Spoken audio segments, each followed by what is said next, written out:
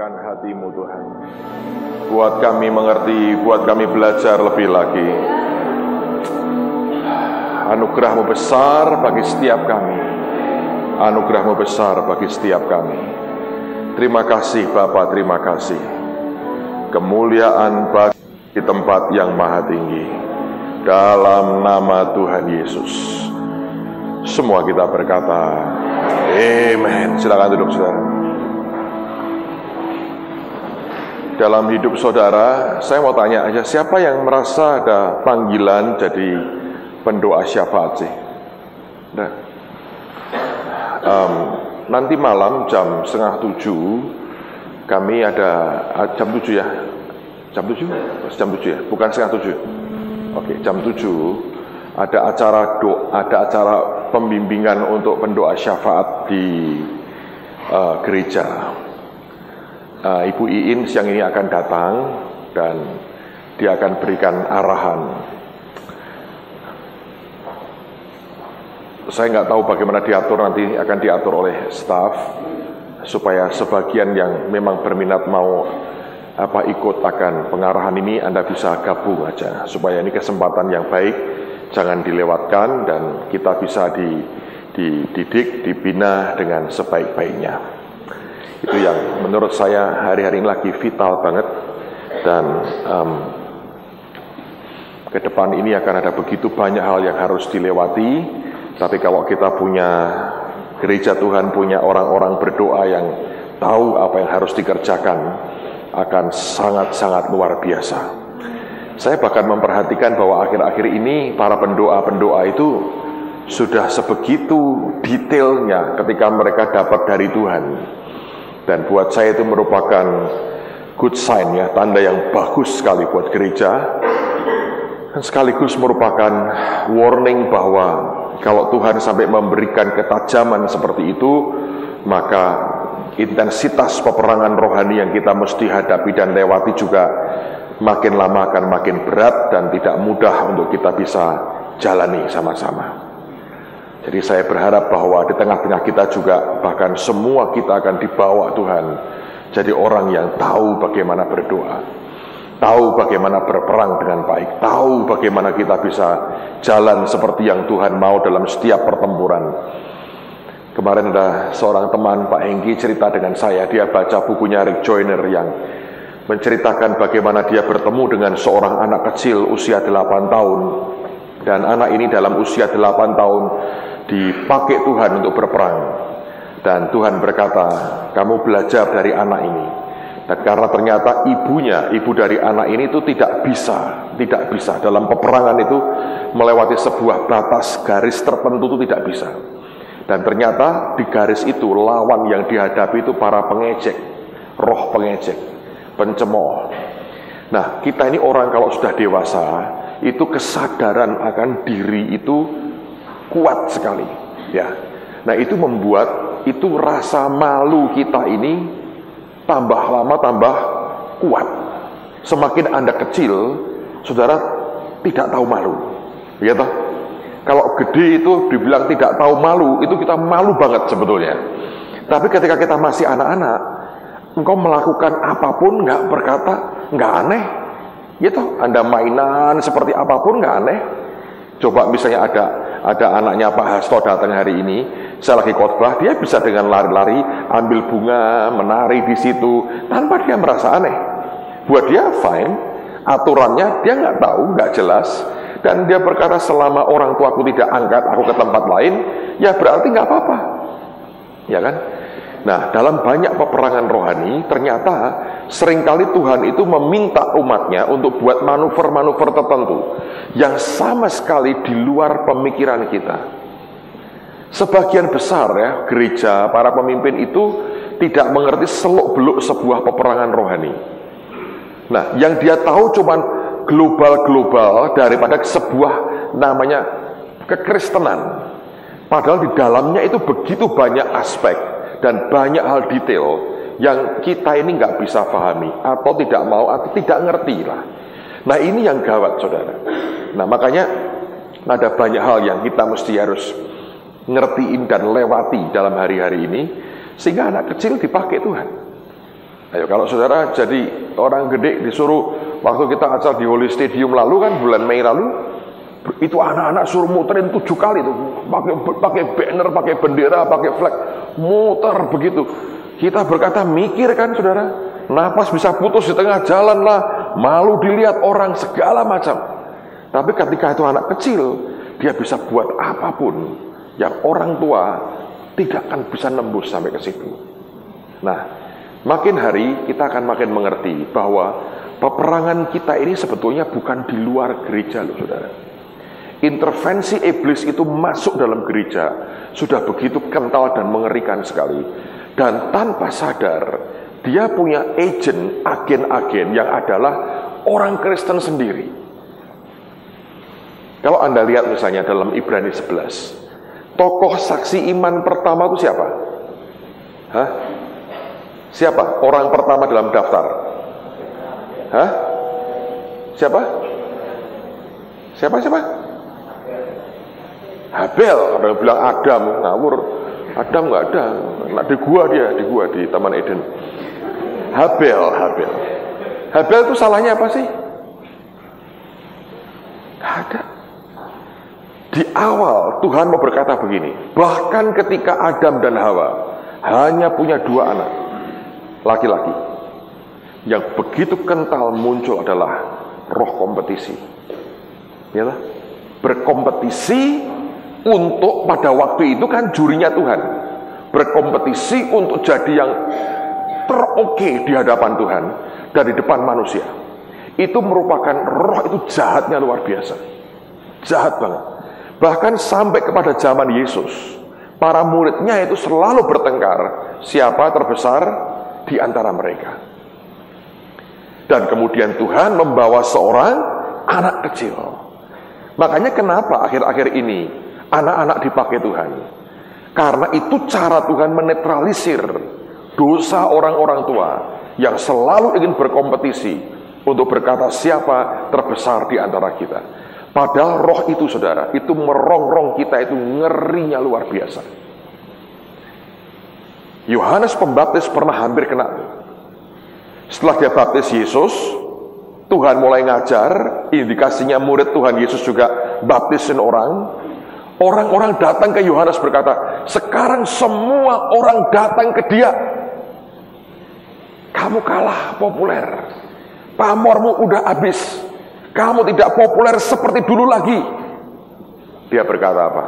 Orang tidak bisa mendapatkan apapun kalau tidak menerimanya dari surga. Nah, cuma berapa banyak orang yang bisa lepas dari roh kompetisi seperti ini. Selalu ingin berkata bahwa aku yang terbaik, I am the best. Nah, kalau itu terus dalam hidup kita dibiarkan, itu akan merongrong, menghancurkan, merusak kehidupan kita luar biasa. Dalam gereja Tuhan, ini juga masalah. Anak kecil, saya tahu ada kompetisinya, tapi tidak sesengit orang dewasa. Karena orang dewasa kalau sudah kompetisi, dia bisa buat apapun untuk menjatuhkan lawannya. Nah, tanpa sadar, yang dia coba mau jatuhkan, apakah reputasinya, apakah apapun dalam hidupnya, nama baiknya, setiap kali mau dijatuhkan, tanpa disadari dia melukai hati Tuhan sendiri. Karena yang diserang, yang mau dijatuhkan adalah anaknya Tuhan sendiri. Anda bisa bayangin betapa konyolnya dalam gereja. Orang dengan gampang saling tikam. Kalau Anda baca di Perjanjian Baru, ada selengkap senjata Allah, itu ada namanya breastplate, ya toh? Breastplate itu hanya untuk dada. Baju sirah itu di dada, di punggung. Kalau Anda lihat itu ya, itu nggak ada proteksinya loh. Di depan ada perisai, ada pedang begini, ya kan? Ada baju sirah, semuanya breastplate. Punggungnya siapa yang jaga? Yang jaga saudaranya sendiri, anak Tuhan sendiri. Tapi yang nikam siapa? Ya anak Tuhan sendiri. Ya kan? Nah, ini mesti Anda perhatikan betul dalam hidup kita. Karena kalau tidak, kita ini konyol, saudara. Kita ini konyol banget. Konyol banget.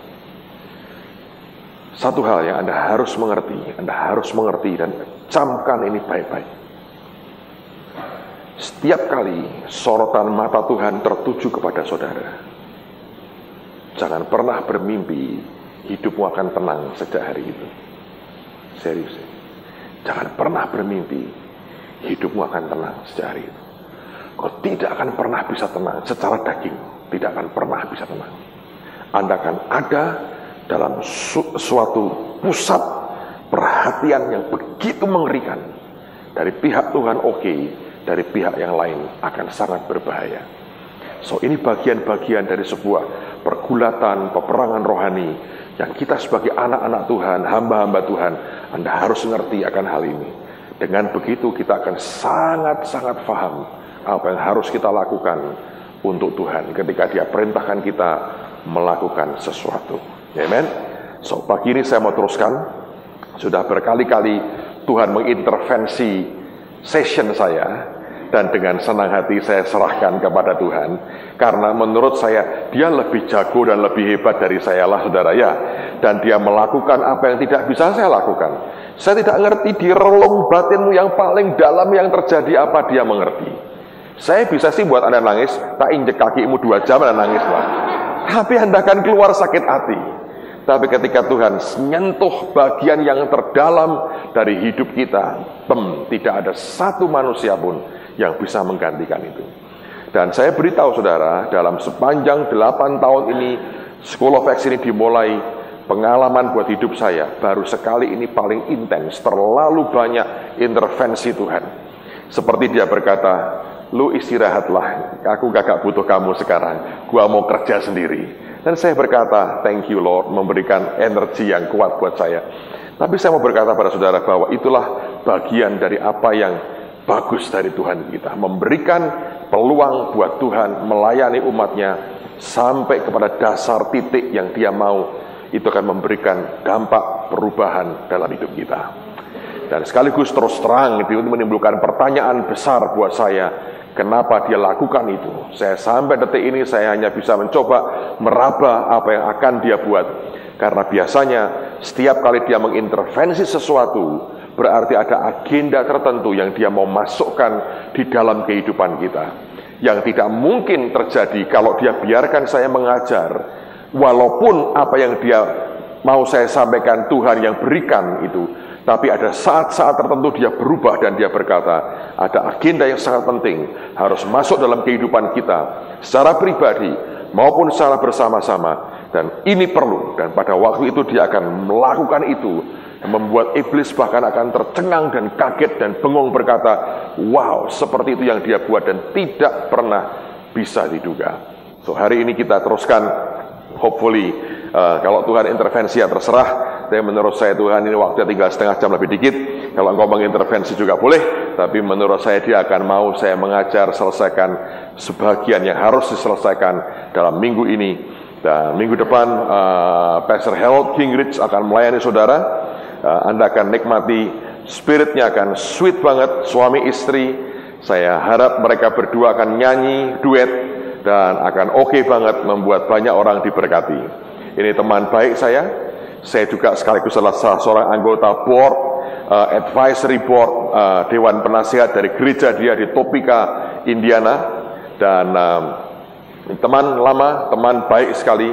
Dan tiap tahun dengan setia datang ke Indonesia mengajar. Dan selama sebulan dihabiskan waktunya di Indonesia. Dan kami berteman sangat baik. Dan kemudian tahun ini dia akan datang. Kalau tidak salah putranya satu akan ikut dengan dia. Dan saya percaya juga jadi berkat yang luar biasa. So, Anda akan nikmati berkat weekend ini yang tidak pulang. Ibu Iin akan melayani kita hari malam ini jam 7 untuk khusus untuk para pendoa.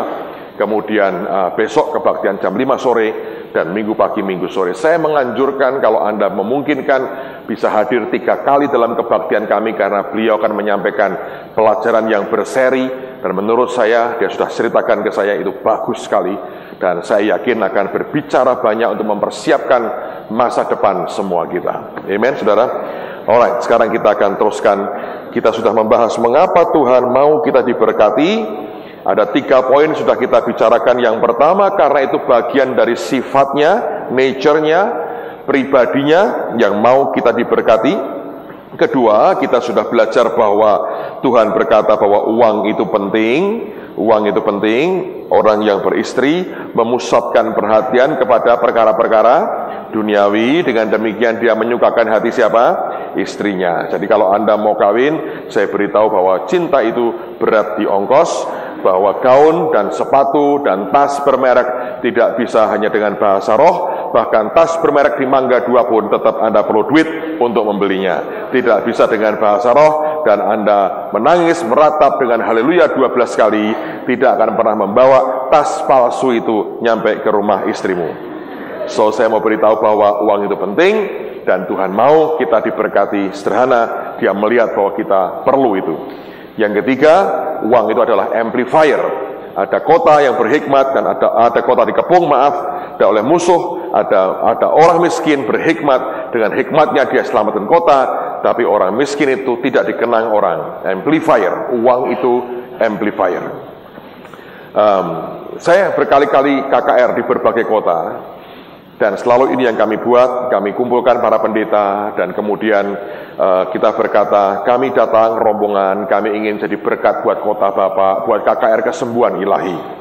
Nanti kapan-kapan kita puterin beberapa klip yang saya buat di tahun lalu. Tahun ini kita belum lakukan sama sekali KKR seperti itu, jadwal saya ketat banget, dan mungkin akan kita minta dari Tuhan, kalau Tuhan boleh ada 1-2 kota kita mau layani tahun ini. Tapi ini yang menarik.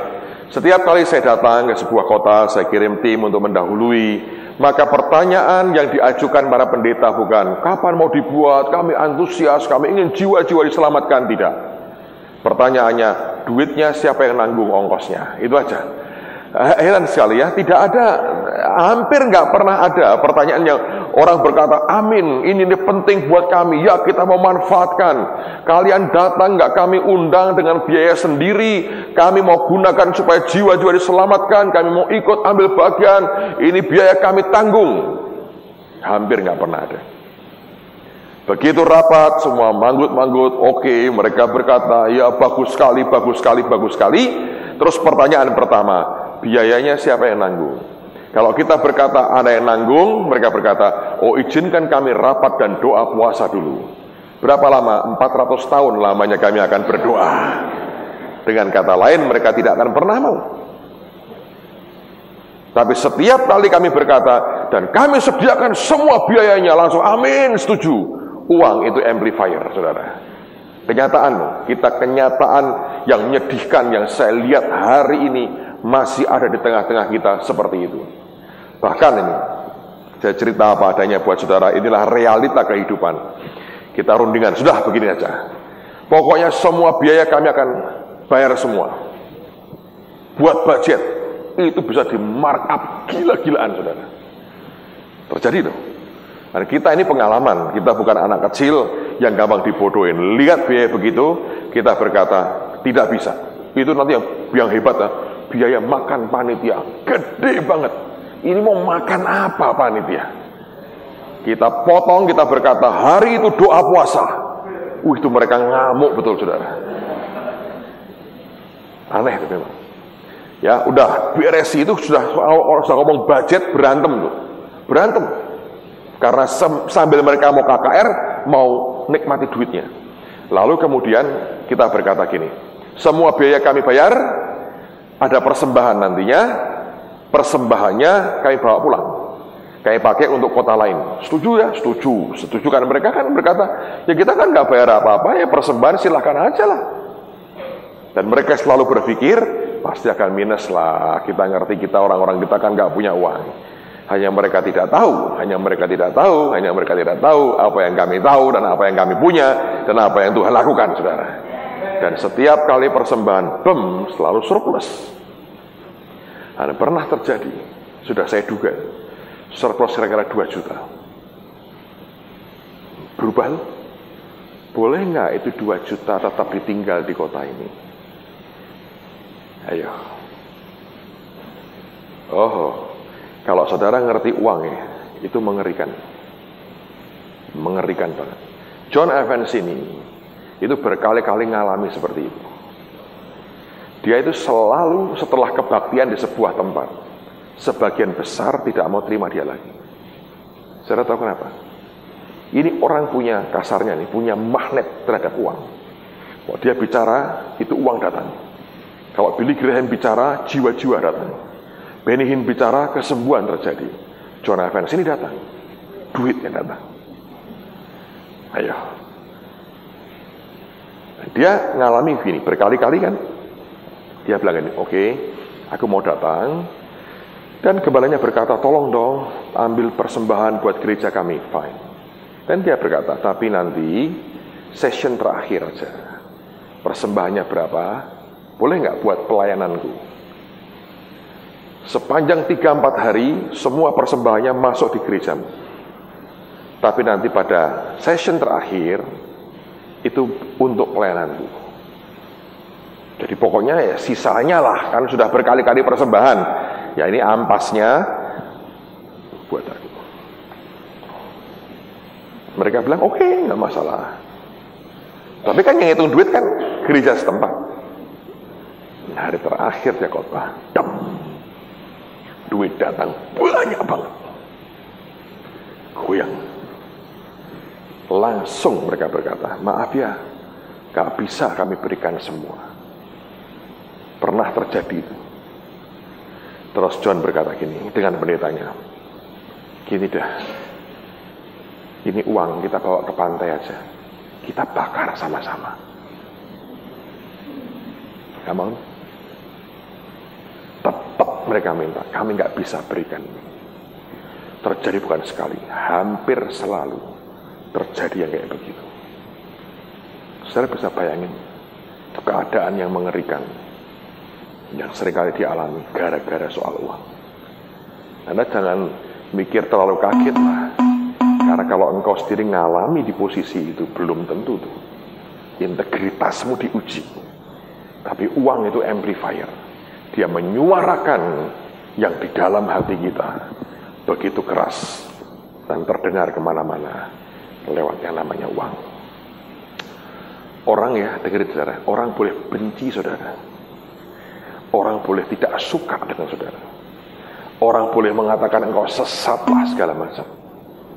Tapi kalau dalam hidupmu engkau pegang uang dan engkau berlimpah-limpah, tiba-tiba semua orang toh pada saat tertentu akan bersahabat dengan saudara.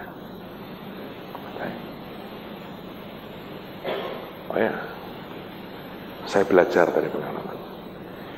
Saya belajar dari pengalaman. Kenyataan, saudara. Pak tidak rohani sama sekali. Memang betul. Seharusnya lah bukan karena itu. Tapi kenyataan begitu. Begitu engkau tidak punya apa-apa ya. Orang pergi. Saya belajar dari pengalaman.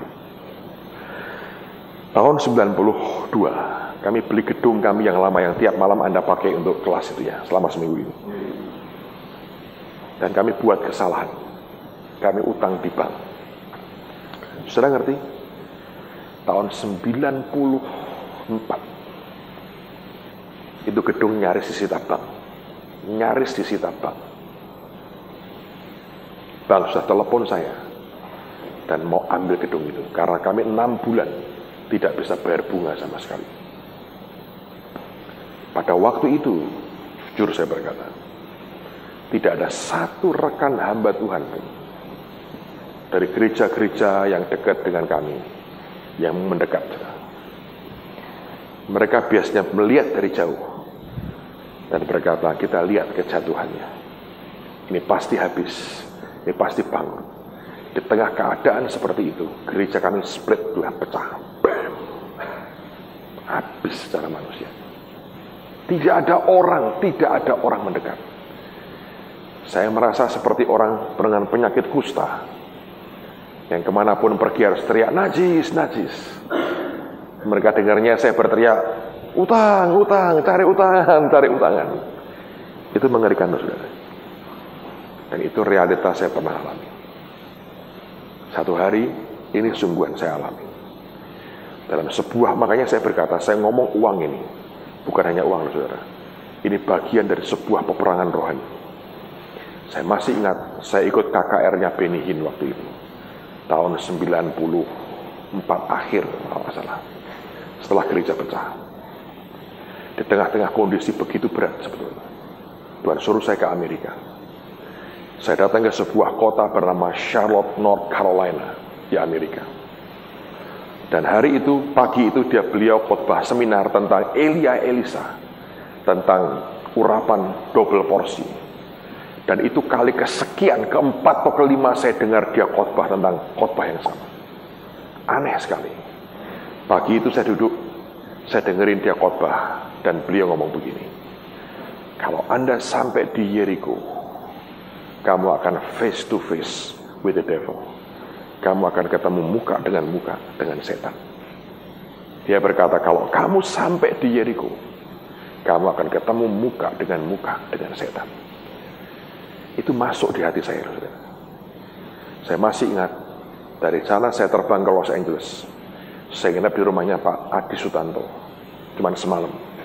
Karena besoknya saya mesti terbang balik ke Indonesia, jam 2 siang. Kira-kira 9:30, saya pamit dengan Pak Adi. Saya bilang, Pak Adi, saya mau tidur. Saya perlu rest, karena besok seharian saya akan terbang balik ke Indonesia sendirian. Malam itu saya tidur di kamar anak beliau yang laki. Sendirian sih. Saya nggak tahu jam berapa. Antara orang mimpi dan orang tidak mimpi. Saya seperti di ruangan itu. Dengan tangan saya ada gelas, isinya air lagi saya minum. Tiba-tiba saya merasa ada orang di belakang saya. Waktu saya noleh, kaget saudara. Sampai ini air di mulut saya tumpah. Saking kagetnya. Anda tahu yang saya lihat? Ada orang tingginya mungkin segini. Gak terlalu tinggi. Seperti orang sih. Cuma wajahnya itu wajah kayak kotak gitu, ada dingin. Wajahnya wajah pria, dingin sekali. Matanya ini hijau semua. Nggak ada putih, nggak ada hitam, hijau semua. Dingin. Kayak mayat, dingin sekali. Tapi pakai sanggul orang Jawa. Dan pakai pakaian wanita Jawa, kebaya. Lucu ya? Mukanya muka laki. Muka dingin, muka mati gitu. Matanya hijau semua. Saya masih ingat. Pakai sanggul Jawa. Diam aja. Saya kaget. Saya tunjuk dia begini. Nggak bisa ngomong apa-apa loh. Karena orang kaget itu, kaget aja. Kaget. Makhluk begituan. Saya tunjuk begini ya. Mundur dia. Set mundur. Begitu tahu mundur, saya kejar, tunjuk lagi begini. Dia mundur lagi. Itu tembok ya. Dia tembus tembok. Dan hanya muncul di jendela begitu. Dan pada waktu itu saya lebih tenang. Saya bilang, dalam, baru belum nama Yesus. Dia kabur. Saya bangun. Hadirat jahatnya masih kuat. Saya doa sebentar, saya tidur. Besoknya pagi-pagi saya bangun, ngobrol dengan Pak Adi. Setelah sarapan, saya bilang ini, Pak, Bapak pernah lihat setan? Pernah ketemu setan? Dia bilang nggak pernah. Dia bilang, kenapa? Saya cerita. Tadi pagi atau tadi malam, saya ketemu Pak. Terus Pak Adi berkata gini, jangan-jangan anakku diberi temannya barang-barang tertentu yang ada kuasa gelapnya ya? Saya bilang enggak. Tidak ada kaitan dengan anak Bapak sama sekali. Ini kaitannya dengan saya. Dia bilang, kok bisa kaitan dengan kamu? Sebab pakaiannya pakai pakaian Jawa. Saya bilang, itu spirit. Itu berurusan dengan saya. Cuman detik itu saya tidak tahu spirit apa, saudara. Saya tidak tahu sama sekali. Dan kemudian saya berkata dengan Pak Adi begini, saya tidak kebetulan Benny Hinn ngomong, pada waktu kamu sampai di Jericho, kamu akan face to face, muka dengan iblis. Dan tadi malam saya ngalami Pak Adi. Saya berkata, aku sampai di Jericho. Ini pasti runtuh. Karena aku bisa ngatasi dan aku menang. Aku mau lihat nanti seperti apa. Dia bilang, ya saya juga mau tahu. Efeknya apa buat hidupmu? Saya berkata, pasti ngefek. Saya bilang, pasti ada efeknya. Udah. Saya pulang Indonesia. Sendirian. Dalam hati ada pertanyaan besar. Apa yang bakal terjadi? Saya bersaksi pada saudara. Saya pulang. Dalam waktu relatif singkat sebetulnya, relatif singkat. Apa yang terjadi? Gereja mengalami terobosan dalam hal keuangan. Sampai hari ini. Semarang ini dikenal sebagai kotanya orang kikir. Oh ya, kikir banget. Kalau ada orang kaya di sini, mereka bisa naik Mercy, mereka bisa beli mobil mewah. Hanya keluar Sabtu Minggu. Hari biasa naik Kijang mereka. Oh rendah hati, enggak, kikir. Disimpan di garasi, enggak pernah dipakai. Ya memang sih kadang-kadang jalan juga tidak. Mereka, ntar kena angkot lah, kena becak lah, kena segala macam. Tapi itu yang terjadi. Pernah dibuat survei, kenapa mall tidak bisa tumbuh pesat di Semarang? Akhirnya, ini dari universitas tuh, di Semarang. Mereka menyimpulkan dua kemungkinan. Satu, orang Semarang memang tidak punya uang. Atau yang kedua, mereka punya uang kalau belanja ke Jakarta atau ke kota lain. Dan setelah diteliti lagi, itu orang-orang yang hobinya belanja, suka belanja, tidak pernah belanja di Semarang, ke Jakarta atau kota lain belanjanya. Karena banyak yang punya rumah di luar negeri ternyata. Dan kalau belanja, nggak tanggung-tanggung mereka. Tapi nggak pernah belanjakan uangnya di Semarang. Makanya tidak pernah growing dengan bagus. Kenapa? Keluar kota. Kenapa kok bisa begitu? Nggak tahu. Ada watak-watak aneh di kota itu. Dan itu spirit. Begitu kita ngalami breakthrough, terobosan terjadi. Ngerti saudara? Dan itu yang seringkali tidak dimengerti oleh orang. Begitu kami ngalami terobosan, semuanya berubah dalam waktu singkat sebetulnya. Utang kami lunas. Kami bisa selesaikan renovasi gedung itu sampai tuntas. Semua selesai. Dalam waktu singkat, 97, semua selesai. Dan begitu selesai 97, kami setia kembalikan perpuluhan yang kami terima, berapa perpuluhan, taruh sinode. Itu lama-lama toh orang ngerti bahwa tiba-tiba kami bisa beli ini, bisa punya ini. Semuanya berkembang, semuanya growing, prosper, makmur, limpah. Dan tiba-tiba jadi primadona, semua orang mendekat. Semua orang mau lengket kayak perangko katanya. Uang. Saya lihat dengan sedih sebetulnya. Karena saya tidak melihat sebuah ketulusan. Saya melihat sebuah kepentingan. Oh ya, kami generous, Tuhan ajari kami tetap murah hati. Tapi itu menyedihkan, saudara. Tapi itu menyedihkan. Kalau gitu Pak, kita tidak mau begitu. Dengan cara kami tidak punya uang. Percayalah, tidak akan pernah terjadi orang mencintaimu begitu rupa tanpa kamu punya sesuatu. Sebab uang bagaimanapun amplifier. Ya, tetap ada sih menurut saya orang cinta tulus kepadamu. Tapi tidak banyak lah saudara. Tidak banyak. Dan bagaimanapun hikmatnya, Alkitab berkata, orang miskin dan hikmatnya itu tidak diingat lagi. Ini fakta yang mengerikan dan menyedihkan. Tapi saya minta Anda lihat realita kehidupan hari ini. Itulah sebabnya Tuhan mau kita diberkati. Tuhan mengerti realita manusia seperti itu. Ya, dia tahu. Dia ngerti kok. Dia ngerti. Dia ngerti. Kami di gereja ini dikenal gereja yang suka buat sensasi dan kontroversi. Ya, saya mengerti itu. Dan saya jujur berkata pada saudara, kalau Tuhan tidak memberkati kami, hari ini kami habis. Dihabisi betul. Dihabisi. Tapi seringkali orang toh akan datang juga di saat orang membutuhkan. Tapi saya berkata itulah realita. Tidak perlu sakit hati. Kenapa harus sakit hati? Karena itu memang realitanya.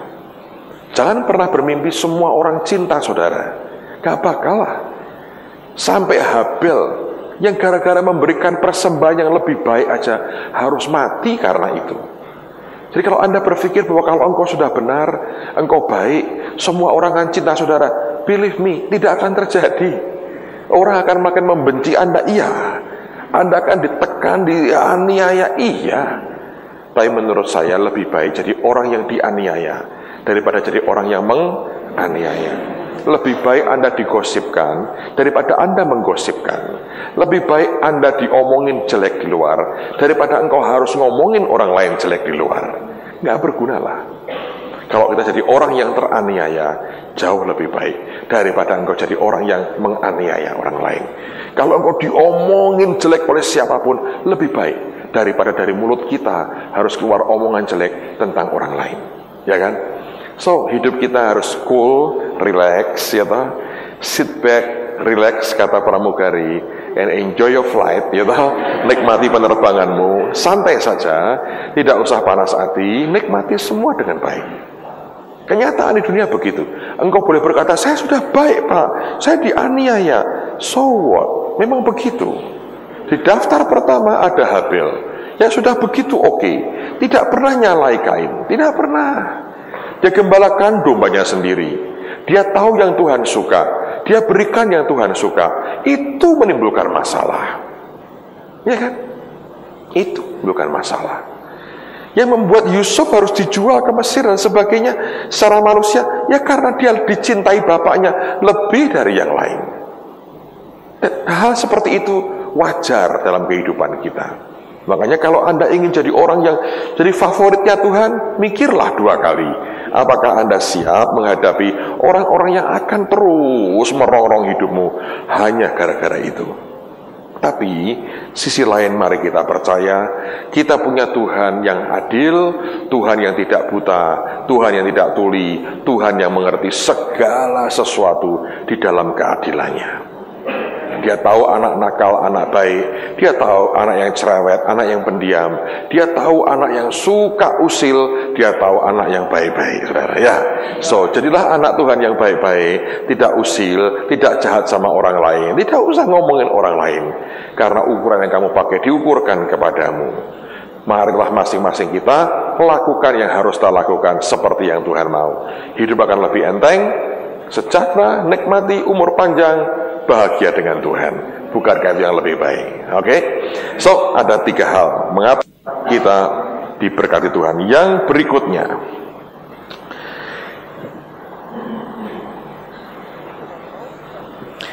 Tuhan mau kita diberkati supaya sebetulnya dunia ini lebih baik. Oh, kok bisa? Mari kita lihat Amsal 13. Amsal pasal yang ke-13. Ayat yang ke-22.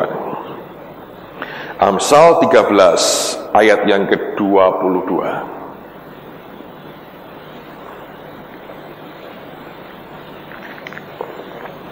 Alkitab berkata, orang baik meninggalkan warisan bagi siapa? Anak cucunya. Amsal 13:22. Orang baik meninggalkan warisan bagi anak cucunya, tapi kekayaan orang berdosa disimpan bagi siapa? Orang benar. Lihat pasal 15.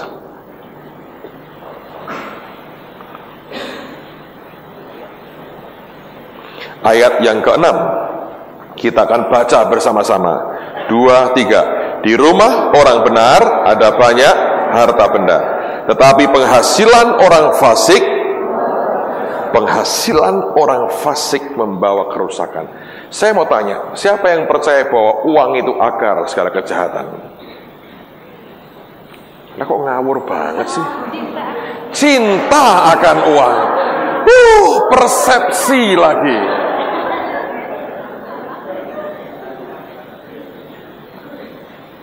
Orang Kristen tuh, siapa yang percaya langsung tanpa ngerti udah otomatis gitu.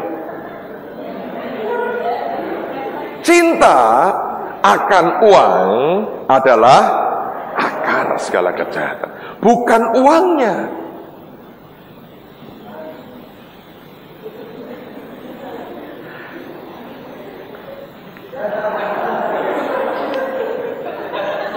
Lebih baik kita ngomong realita lah.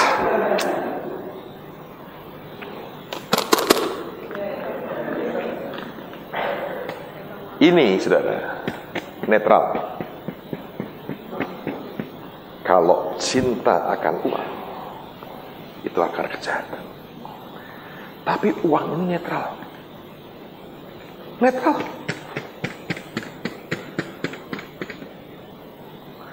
tergantung di tangan siapa.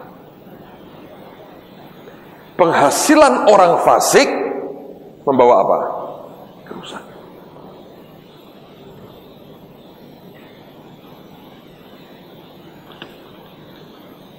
Kalau uang ini di tangan penjudi, jadi apa? Kira-kira? Hah? Ditaruh di meja judi. Apa untuk beli kartu? Kalau ini jatuh di tangan perokok, jadi apa? Jadi asap. Asap kan? Hilang, jadi asap. Kalau ini jatuh ke tangan teroris,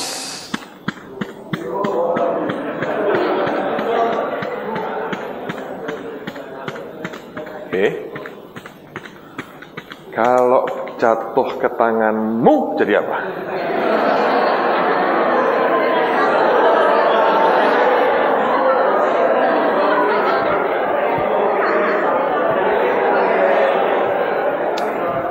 Karena tak ada suara bulat, saya kantongin lagi.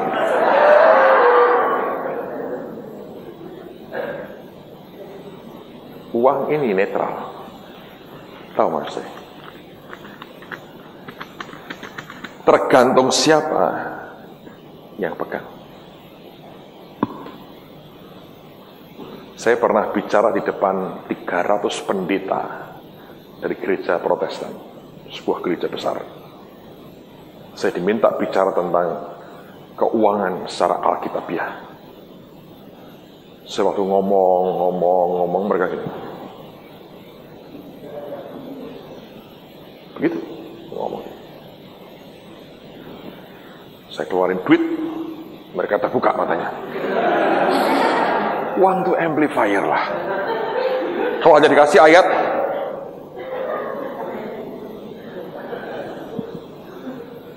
begitu uangnya langsung itu. Haleluya. Haleluya. Saya tanya ke mereka, seperti saya tanya kepada Anda hari ini. Dan saya berkata, kalau ini uang jatuh ke tangan Bapak Pendeta dari Abah, ketawa mereka, antusias. Banyak orang berkata begini, kita nggak butuh uang, kita orang rohani, jangan bicara terus soal uang. Oke. Kalau ini tidak diajarkan, ingat, persepsi orang tetap berkata ikut Yesus itu melarat. Jadinya apa mereka? Melarat tak? Kalau persepsinya seperti itu, dengerin ya. Uang di dunia ini jumlahnya tertentu. Tidak ada gini, oh saya nggak mau, lalu menguap sebagian, nggak ada. Oke, kalau di dunia ini misalnya ada uang 10, saudara, kalau anak Tuhan tidak mau, berkurang nggak kira-kira jumlah mereka? Tidak, tetap 10 kan? Kalau sebagian tidak mau, percayalah di luar sana yang mau banyak, yang mencari dengan segala cara untuk bisa mendapatkan uang ini banyak banget. Kalau engkau tidak mau, ada banyak yang mau. Kalau yang mau itu orang jahat, rusak gak dunia ini? Rusak. Kenapa bukan anak Tuhan yang cinta Yesus yang pegang uang? Ya toh, sederhana aja. Penghasilan orang fasik membawa kerusakan. Alkitab berkata begitu. Kenapa engkau biarkan orang fasik yang pegang uang? Dan kita berkata, oh kita gak perlu itu. Salahnya kalau engkau cinta uang. Tapi kalau Anda bisa gunakan dengan baik, beda. Kalau orang cinta Tuhan, pegang uang.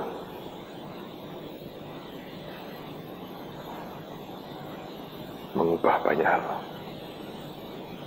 Ini yang tidak pernah disadari oleh gereja. Orang tidak mau bicara soal uang di dalam gereja karena mereka pikir itu akar segala kejahatan. Salah.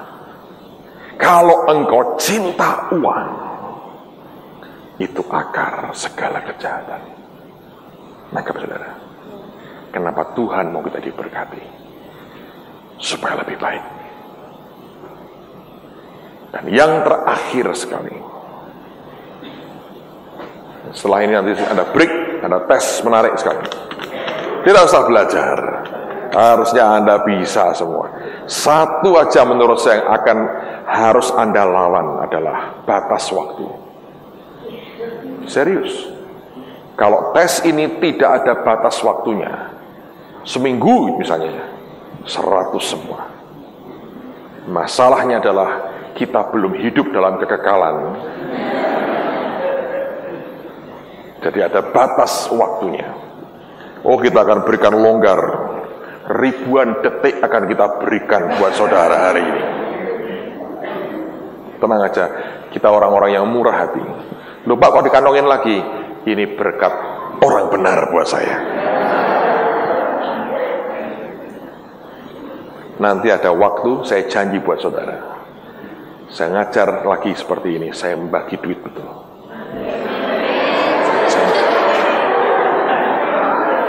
Anda harus berdoa puasa supaya Anda yang dipilih.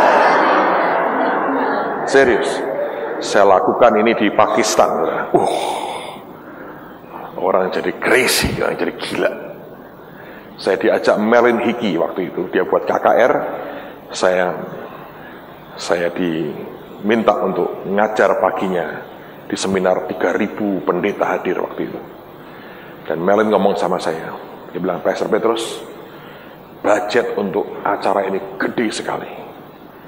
Dan aku mau sebagian ditanggung orang Pakistan. Tapi mereka tidak ngerti soal memberi, tidak ngerti soal keuangan. Aku beri kamu sekian session, tolong ajari soal keuangan. Saya ngomong keuangan, luar biasa. Pakistan. Terus saya janji, saya belum tahu kapan lagi saya ngajarnya. Mungkin bulan depan ada schedule saya. Saya janji next time. Kecuali Tuhan intervensi terus ya.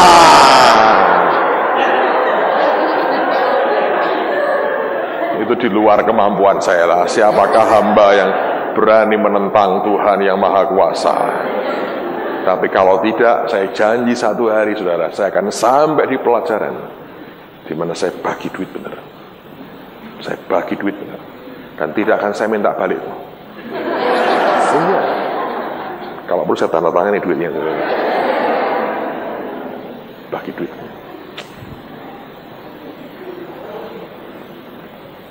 Saya sudahlah. Yang terakhir. Alright. Kejadian 12 ayat terakhir, kita akan selesai dengan ini. Kejadian 12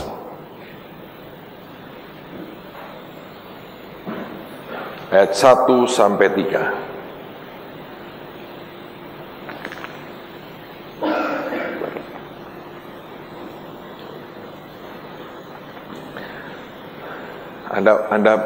Anda suka memberi. Kenapa saya lakukan itu? Saya bukan pamer kekayaan saya kok. Saya hanya mau mengajari saudara punya hati yang generous. Itu penting. Dan uang itu ngikat persahabatan. Kami di 7 hamba Tuhan ini, anak-anak kami, panggil kami semua papa, mama, papi, mami, semua. Dari semua pria di 7 hamba Tuhan ini, saya yang paling favorit di antara anak-anak. Yang prianya loh. Bukan paling hebat, bukan paling favorit. Nanti siang itu mereka datang, semua datang. You know why? Satu, karena kami memang dekat sih. Kalau pergi keluar kota sama-sama, saya termasuk yang tungguin mereka sampai jam 2 pagi ngobrol, sharing. Saya nikmati ketawa-ketawa dengan mereka. Cuma mereka tahu, ini yang paling murah hati. Serius. Saya baru-baru ke Malaysia, saya beliin t-shirt. Dan mereka tahu mereka nggak dibeda-bedain. Mereka tahu saya bahagia gitu. Kami akan ke Eropa minggu depan. Mereka bilang, gimana dong kita ke Eropa? Saya bilang, anak-anak, saya bilang, nanti aku kasih euro semua. Ya, mereka teriak.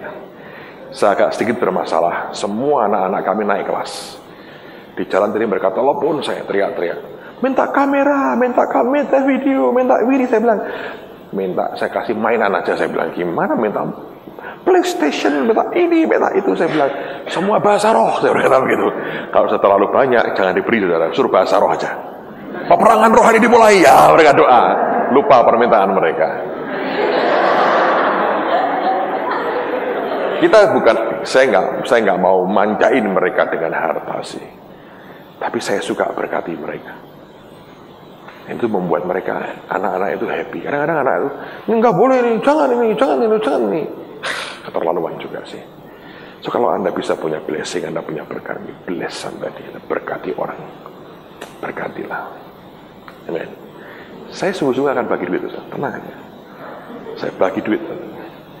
Saya akan pakai satu ilustrasi. Saya akan bagi duit. Dan di situ saudara ngerti fungsinya. Tapi yang kedua, ada spirit yang saya mau masukkan ke dalam saudara. Dan itu roh kemurah hatian. Kalau itu masuk dalam dirimu, ajaib banget. Kejadian 12. Setelah ini Anda break, Anda perlu relax. Karena Anda harus melawan waktu, bukan bantesnya. Percayalah, itu Anda boleh buka Alkitab. Dan semua ada di Alkitab. Hanya masalahnya ketemu nggak nyarinya di Alkitab, itu masalahnya. Makanya saya berkata Anda akan berkejaran dengan waktu. Oke? Beruntung bahwa yang full time beruntung. Menurut saya Anda tidur lebih segar. Kalau yang part time tadi malam nonton bola sehingga dia agak ngantuk. Kejadian 12 ayat 1-3. Berfirmanlah Tuhan kepada Abram, pergilah dari negerimu dan dari sanak saudaramu dan dari rumah bapamu ini ke negeri yang akan kutunjukkan kepadamu. Perhatikan, aku akan membuat engkau menjadi bangsa yang besar dan memberkati engkau serta membuat namamu menjadi apa? Dan dikatakan engkau akan apa? Kenapa Tuhan mau Abraham diberkati? Pada ujungnya supaya dia jadi berkat. Supaya dia jadi berkat. Itu aja. Tuhan di muka bumi ini hanya punya satu perwakilan, namanya gereja. Dia tidak punya perwakilan lain. Perwakilan namanya gereja atau tubuh Kristus. Siapa itu? Saudara dan saya. Apapun yang dia mau salurkan, dia hanya punya satu saluran, yaitu tubuhnya sendiri. Kalau kita tidak mengerti calling kita, dan hidup kita hanya untuk mengejar kekayaan untuk diri sendiri, kita saluran yang tersumbat dan tidak akan pernah bisa berguna untuk kerajaan surga. Tapi kalau saudara mengerti callingmu, panggilanmu dalam hidupmu, bahwa ini yang Tuhan mau dalam kehidupanku, melakukan apa yang Dia mau, saudara akan jadi saluran berkat yang luar biasa. Ada cukup banyak alasan mengapa Tuhan mau kita diberkati. Ingat, uang itu netral. Yang berbahaya itu adalah cinta akan uang. Kalau engkau sudah cintai itu uang, itu berbahaya dalam hidup kita. Dan itu yang harus dibuang dalam hidup kita. Amen. So, tes menanti Anda, saya tidak ingin ambil waktu terlalu banyak. Mari berdiri sama-sama. Boleh buka Alkitab, tidak boleh buka catatan. Boleh buka Alkitab, tidak boleh buka catatan. Alkitab boleh dibuka, catatan jangan. Saudara, apa sih poinnya kami mau berikan tes ini? Bukan untuk menguji kepandian Anda kok. Anda oke banget kok. Kecuali persepsi-persepsi yang ngawur itu oke, Anda oke kok. Kecuali Adam kayak Tarsan tinggal di gua yang begitu-begitu, oke lah kita pelajarin lagi. Ya, tapi sebetulnya kami ingin 1 jam ke depan ini, setengah jam ke depan ini, Anda bolak-balik Alkitab. Itu tujuannya sebetulnya. Oke, kepiawaianmu, bolak-balik Alkitab. Itu yang kami ingin capai. Tenang aja. Syukur-syukur bagus banget. Kalau enggak, ya sudahlah, kita nanti prihatin bersama-sama saudara. Kami akan sepenanggungan, seprihatin dengan saudara. Alright, mari berdiri sama-sama. Kau Allah yang besar, ajaib dan mulia.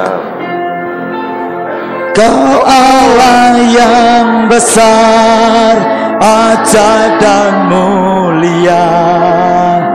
Kau Yesus yang selalu membuatku terpesona. Segala pujian bagimu ya Tuhan. Hanya Kau yang layak ku agungkan. Oh, Kau Allah yang besar, ajaib dan mulia. Kau Yesus yang selalu membuatku terpesona. Segala pujian bagimu ya Tuhan. Hanya Kau yang layak ku agungkan. Katakan lagi, Kau Allah yang besar. Kau Allah yang besar,